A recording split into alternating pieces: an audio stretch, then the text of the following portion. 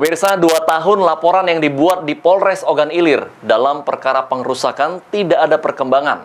Pihak korban melalui kuasa hukum mengirimkan surat ke Kapolda Sumatera Selatan guna menindaklanjuti laporan yang telah dibuat selama ini.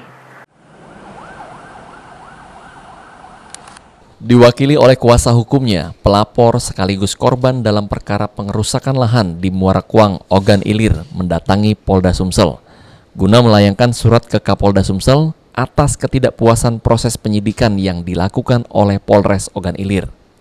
Dalam surat tersebut, pelapor meminta kepada Kapolda Sumsel agar dengan segera mengusut laporan yang telah mereka buat. Selain itu juga menurut pelapor melalui kuasa hukumnya, selama ini mereka tidak pernah SP2P dari pihak penyidik.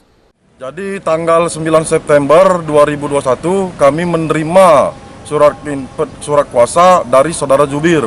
Saudara Zubir ini membuat laporan di Polres Ogan Ilir dugaan terkait pengerusakan secara bersama-sama yang dilakukan oleh Saudara Abu Hasan dan kawan-kawan.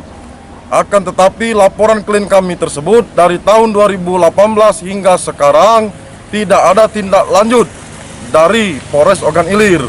Dan klien kami tersebut diduga tidak pernah menerima SP2P dari penyidik.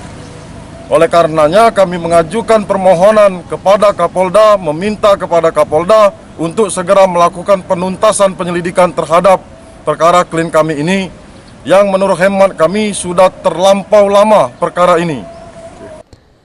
Selain ke Kapolda Sumsel, pihak pelapor pun juga melayangkan surat ke Mabes Polri terkait ketidakpuasan proses penyidikan yang dilakukan oleh Polres Ogan Ilir. Firman Hidayat, PAL TV.